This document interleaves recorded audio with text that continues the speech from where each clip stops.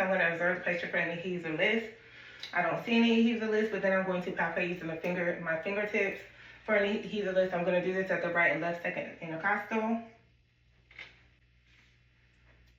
I don't feel or palpate any heaves or lifts. Next thing I'm going to do is look for any vibrations or thrills using the ball of my hand at the second intercostal spaces.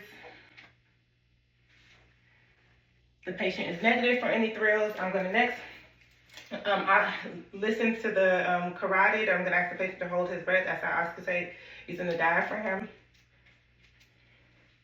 Hold your breath, please.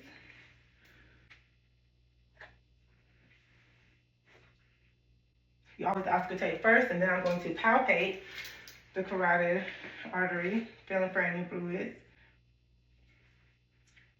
The patient is negative for any fluids, and the patient, the carotid pulses are brisk, smooth, bilaterally. Next, I'm going to palpate for the apical impulse, and that's typically located at about the 5th intercostal space.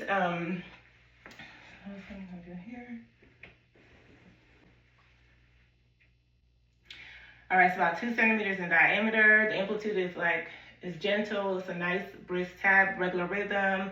It's a brief, gentle tap. Now I'm going to auscultate at the different landmarks. I'm also going to mention the landmarks and their locations and what I would typically hear. First, I'm going to listen with the bell. So first is going to be the aortic landmark, which is at about on the right side of the 2nd intercostal space. I'm going to listen to the pulmonic, which is on the left side on the 2nd intercostal space. And then the Erb's point, which is at the left side on the 3rd intercostal space. The tricuspid, which is about the 4th and 5th intercostal space. And the mitral, which is about the apex of the heart. And there's also the epigastric region here, which is medial at the right under the sternum. I'm also going to listen to these same areas using the diaphragm. Again, the aortic, which is at the right 2nd intercostal space. Here, I hear the S1 and S2. The S2 seems a little louder. And on the left side, which I'm going to listen to the pulmonic, which is at 2nd intercostal space. Also hear the S1 and S2 here. Then I'm going to go to the 3rd intercostal space on the left side, which is where I'm going to hear the Erb's point. Here, the S1 and S2 sound pretty much equal. Then the 4th and 5th intercostal space, which is where I'm going to hear the S1.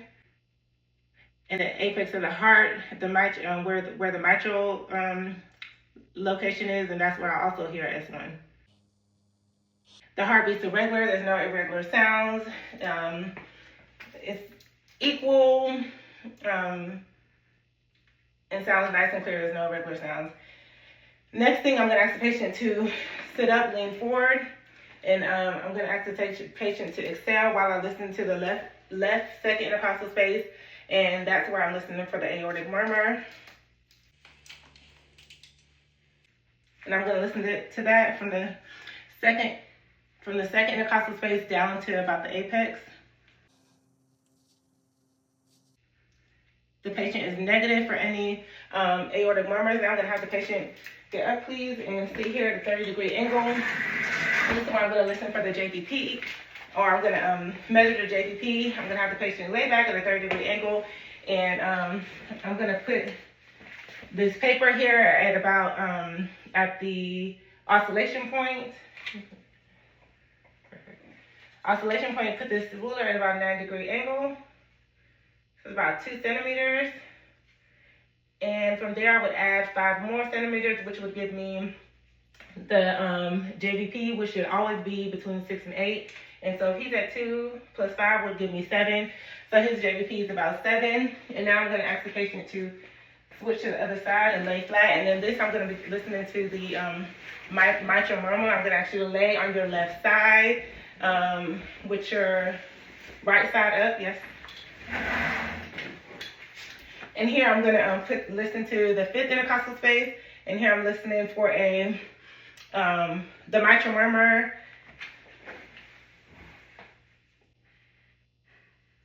And the patient is negative for any mitral murmurs.